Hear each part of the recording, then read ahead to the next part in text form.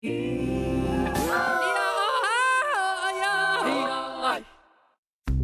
you build it, they will come. Taiwan hopes to attract top-tier talent as it works to become an AI powerhouse. Taiwan trade numbers beat a gloomy global outlook as the country's exports and imports see a bump in April. COVID test kits are running low in Taiwan with respiratory illnesses on the rise. Plus, who is Jensen Huang? We sit down with the biographer of the charismatic Nvidia CEO.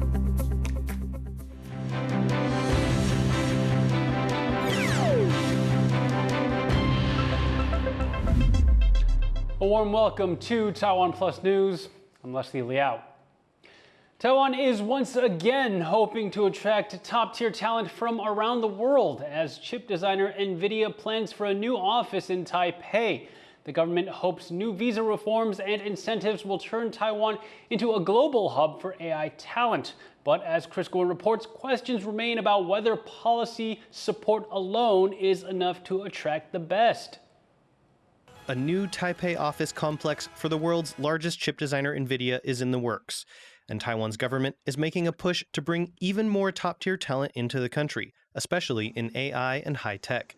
The National Development Council is seeking to amend a recruitment law that would, among other things, modify special visas for highly skilled foreign workers. The new rules would expand eligibility to graduates of the world's top 200 universities and extend the length of a pilot digital nomad visa to 2 years. And the government says it's not just about one company.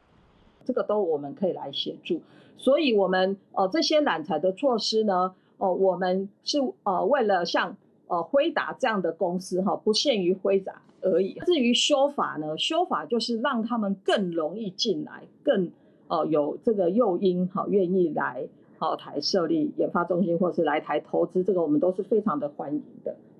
There would also be changes to the rules for Taiwan's Gold Card program, which grants residence and work permits for high-earning foreign nationals, to allow high earners to gain permanent residency after 1 year and grant full working rights to the spouses of visa holders.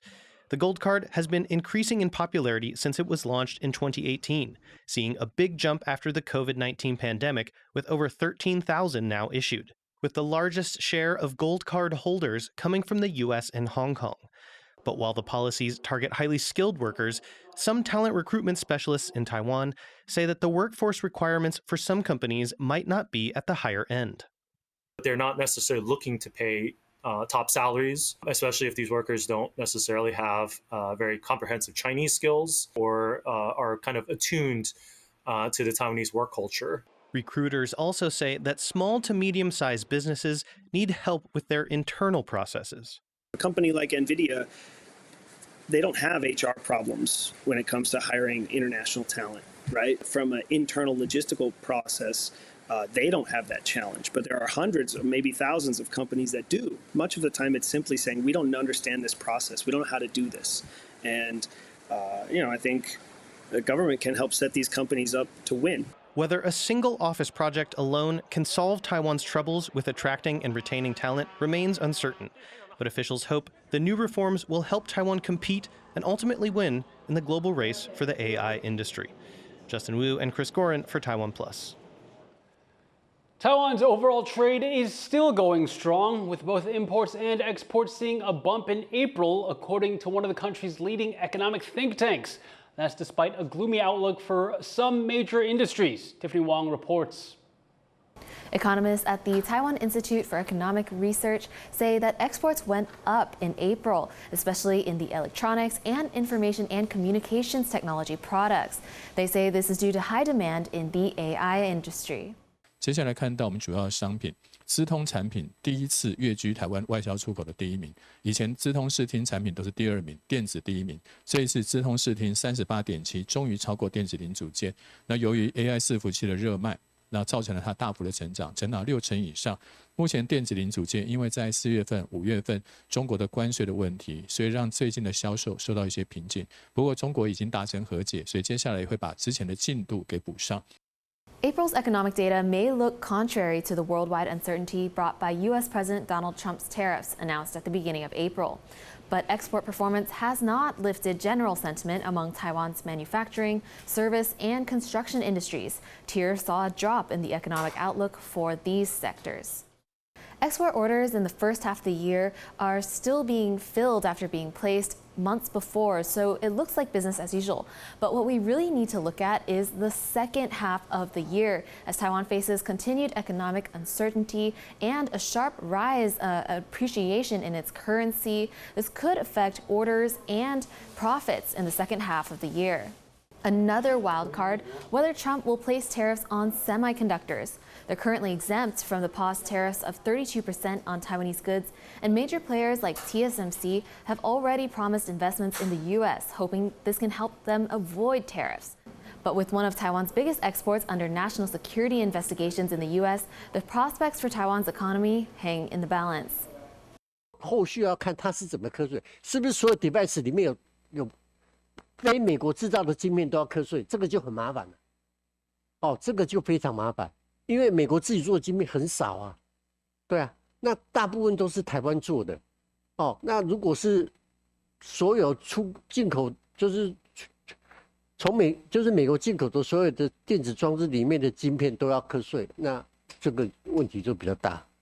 Of course, Taiwan is hoping to strike a deal with the U.S. soon, but what exactly that deal looks like is still up in the air, and this is what has many businesses looking to the future with concern.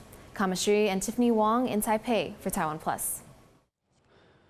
Taiwan's Centers for Disease Control is urging people to get vaccinated amid a surge of respiratory infections. COVID cases in particular are on the rise, and that's leaving doctors' offices packed and COVID tests in short supply. John Van Trieste has more. A bump in COVID, flu, and para-influenza has clinics like this busy. Many of those here today are concerned parents. Schools make great breeding grounds for respiratory bugs. 小朋友他去上课嘛，其实都会交叉感染啊。其实他像他的状况，他已经就是持续咳嗽、流鼻水1个礼拜。虽然说现在疫情不会到严重到重症，但是其实也是会影响到他。因为他们学校也很多人那个不舒服，咳嗽、流鼻涕、感冒。那趁那个假日的时候，赶快大家来看。Doctors say an uptick in COVID is especially pronounced. The most recent week with figures, May 11th to 17th, saw around 19,000 new confirmed cases. Variants are getting better at spreading and avoiding immune systems. Meanwhile, immunity in the population is down. 这些病毒加起来的话，就造成交互感染啦。现在呼吸道病患，我觉得应该3、4成、4、5成，几乎都是新冠。But just how fast COVID is spreading is hard to gauge. 有没有快筛？快筛目前都要等到6月中以后才。6月中哦。Even those who want to test themselves for COVID have found pharmacies across the country are out of test kits. The Centers for Disease Control held a meeting with manufacturers last week to try and secure the supply chain, but results may take time.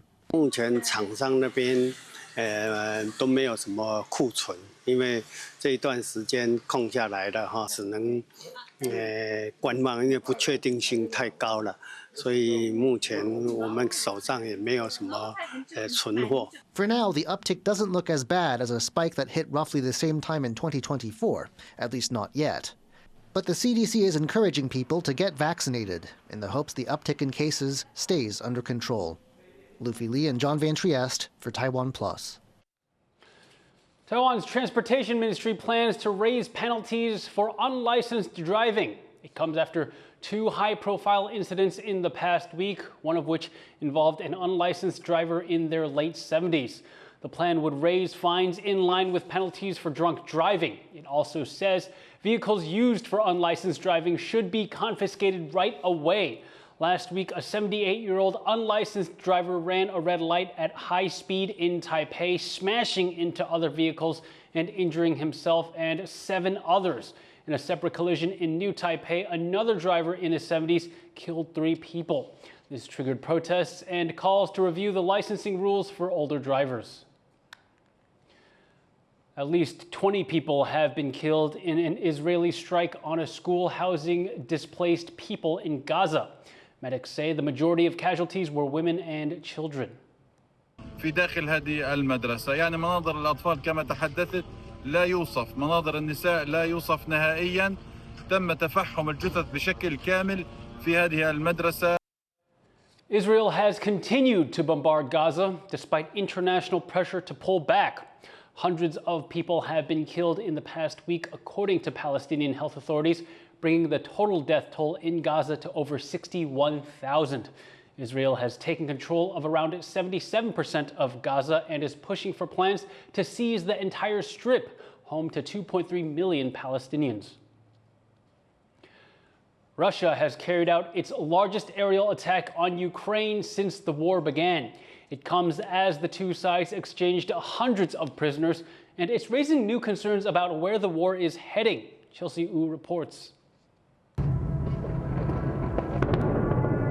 Explosions rock the Ukrainian capital Kyiv, destroying apartment blocks and reducing city blocks to rubble.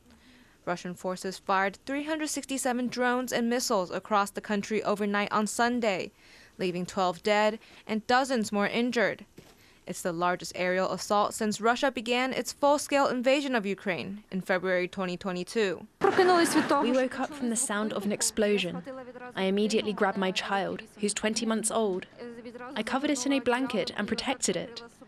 Then there was another explosion and a huge flash. I heard how everything was turned upside down, and then there was this noise stuck in my head and ears. Just hours after the attack, Russia and Ukraine both say they released more than 300 imprisoned soldiers, part of a major exchange that began on Friday. Altogether, 1,000 people were freed, the largest number since the start of the war.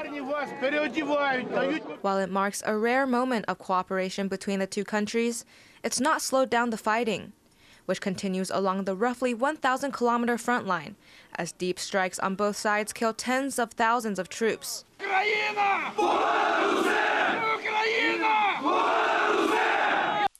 На все це потрібна реакція. Жорстка реакція Сполучених Штатів Америки. Реакція Європи. Реакція всіх світів, хто хоче завершення війни.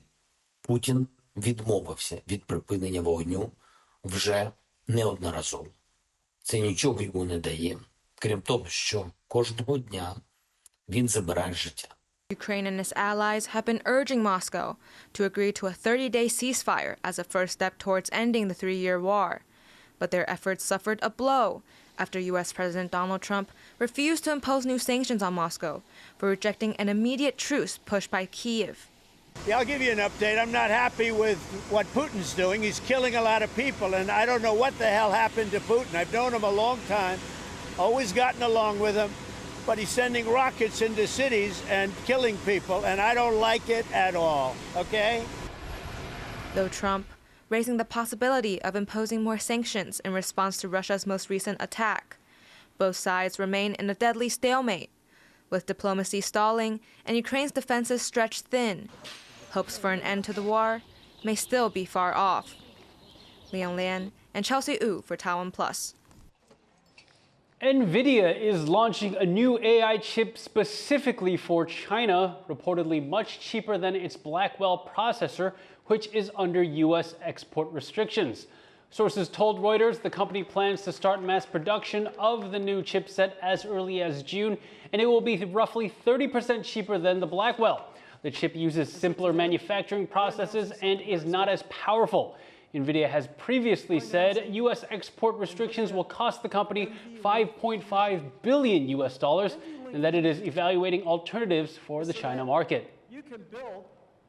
Nvidia's CEO is Taiwan-born Jensen Huang, but who is he and how did he find his success in Silicon Valley? Our tech reporter Joyce Zeng sat down with Stephen Witt, the author of Huang's biography, to find out. Jensen Huang has been written about by so many people and in so many ways, from his tech vision to his management style. What did you set out to do with this book? Yeah, well, I really wanted to write the inside story of Jensen, the story that had never been told about who he is, where he came from, his background, his way of thinking about things and his approach and his methodology, but also things like his personal life, what it's like inside his house, who his friends are, how his family thinks of him. And I was granted 6 interviews with Jensen, which is unprecedented. No journalist has interviewed him as many times as I have at this point. And so I really got to sort of intimate sense of both his history, his background, his life, and his biography. And rather than ask him questions that every other journalist had asked him, I looked for places where I could fill in the gaps and ask him questions that nobody had asked him before. So one thing I knew, once, a long time ago, he'd mentioned that he'd almost died in a car crash. He'd rolled a car when he was about 21 years old. And he'd never told that story. So that was actually the first question I asked him, was about the time he rolled the car. And he kind of, sat like this and was surprised that anyone knew about it. You talk about getting an inside look into Jensen Huang. Who were some of the other people that you talked to, and say who was the most memorable one? And then the other one that I thought was really fascinating was this guy, Ben Bays. And Ben was actually Jensen's childhood friend. He was the first friend he made upon moving to the United States at the age of 10. And he was the only Asian person in the entire school, so there was quite a lot of racism, a lot of bullying. And to hear how Jensen kind of dealt with that bullying and kind of overcame it and even became a leader at the school left Ben Bays, his friend at the time, completely in awe. And I went back to Bays 40 years later, and I'm like, are you surprised that Jensen has become, this kind of like world-conquering billionaire? And Bays said, no, I'm not surprised at all. So it's amazing to me to see that even like a 10-year-old boy, the people around him were expecting these incredible things to happen from him, and they weren't surprised when he became this like powerful figure. Now, one line of your book description is, "This is the story of the company that's inventing the future." Often when news outlets are talking about AI and the future, its applications, it's often about what could go wrong. What have you learned about how Jensen Huang deals with this? Yeah, so Jensen doesn't like this question. In fact, I kept bringing it up to him, and at the end of the book, and I don't want to spoil too much, but he basically exploded at me at one point and just started screaming at me, because I had asked him one too many times. I'll leave the full thing to see what really happened by the book, but it was an incredible moment. And when Jensen yells at you, it is like Probably not fun. it's not fun. It's something else. We can look forward 10 or 20 years and see kind of like a whole new branches of scientific research, where even most of the research work is done by a computer. Not just the researchers are using the computer, but the computer itself can do the research. Moving to fields like manual labor, already we're seeing self-driving cars beginning to replace human drivers. I think with robotics, we're going to start seeing kind of like robot cleaning androids and robots in your house. And it will be the default expectation that you have one of these things.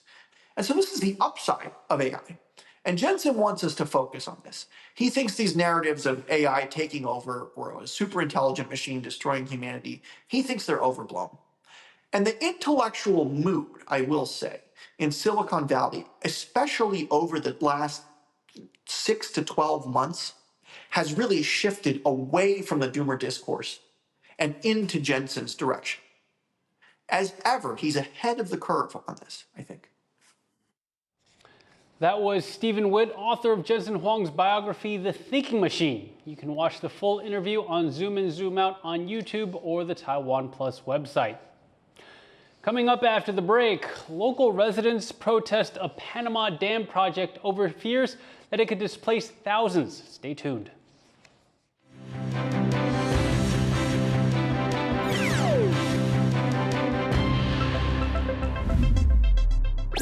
Thank you for sharing our passion for food and Taiwan. Veggie Island explores the vibrant world of plant-based cuisine. This is amazing. While Taiwan on the Rocks uncovers the stories and craftsmanship behind every sip. Have you ever tried Taiwanese beer? Are you ready to taste even more of Taiwan? For more stories from Taiwan and around the world, follow TaiwanPlus on socials. Pika!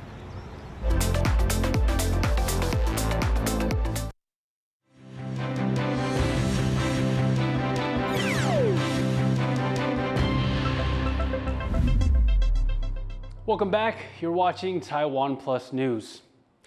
Communities in Panama are protesting against a planned reservoir project, warning that forced relocations will upend their traditional way of life. Adil Brar reports. hundreds of people take to the waters of Panama's Rio Indio River, protesting a new reservoir project they say threatens their homes, land, and way of life. People like Ariel Troya are part of a movement to halt the project. We are protesting because we do not want them to take the water from the river. We need that water forever. The planned Rio Indio Reservoir would feed the Panama Canal during dry seasons, but it would submerge dozens of riverside communities and displace thousands of people. Banners read, "Rivers are for life, not for death." Protesters accuse authorities of ignoring their voices in favor of large-scale infrastructure plans. And aren't offering us anything that excites us. Makes us feel like we'll be able to live the same way as we do here, and I don't think we will.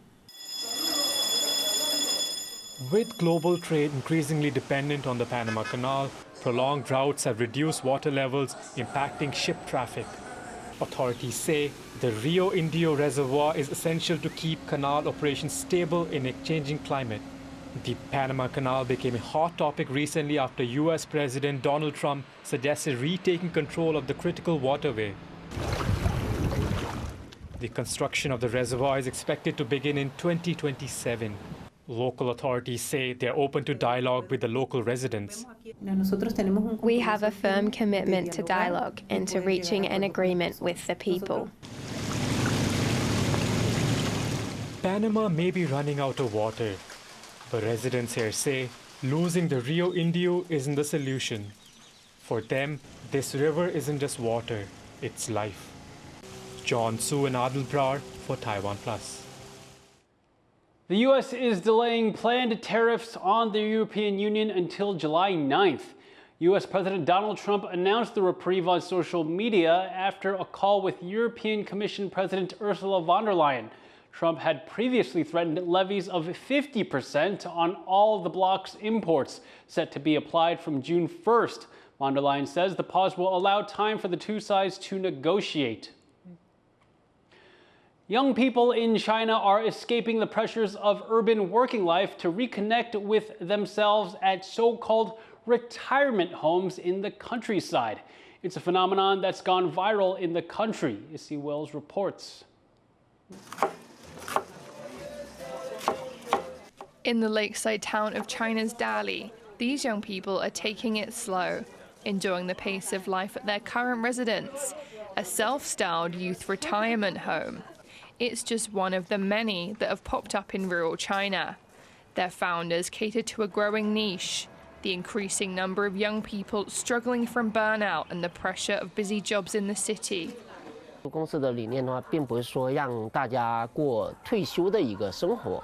我觉得可能我的理念的话是让大家就在他繁忙，然后就是一复日的重复的生活当中，然后可能就是说有更多的一个精力去找到自己喜欢的东西去做。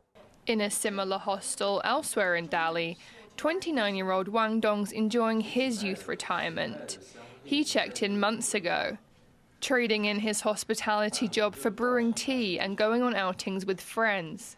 对我的意义就是你在这个时间段经历了一些可以不用去用物质的社会、用物质的东西来衡量的东西，对我来说是很有意义的。But it's not just about escaping long work hours and the city grind. China's urban youth unemployment post-pandemic is at its highest in years. And that's also playing a role in this viral trend. 刚毕业，工作也不是那么好找，就每天在家躺着，就来了这边，生活更丰富一点，就是像是那种一成不变的生活有了解药。 While many are applauding this phenomenon as a symbol of youth resistance against unrealistic expectations and societal pressures, others are unhappy with younger generations choosing to lie flat, a viral Chinese term that describes a trend among young workers dropping out of what they see as an unrewarding rat race. But the owners of these so-called retirement homes say critics misunderstand the purpose of these spaces. 其实我是不太支持年轻人完全的躺平的。对于青年养老的时候，是我们每个人都要面对着社会的这个压力，我们是必须去面对着这样的生活，因为生活给我们的压力是无形的。这个压力崩到了一定的程度的时候，都会很难过。那在这个难过的期间怎么办？我们需要去外边去打开自己的眼界，去放松。所以说，青年养老不是持续性的，而是阶段性的。It's a sentiment owners of these youth retirement homes are keen to stress. They're a temporary respite from a busy world, but not a permanent arrangement.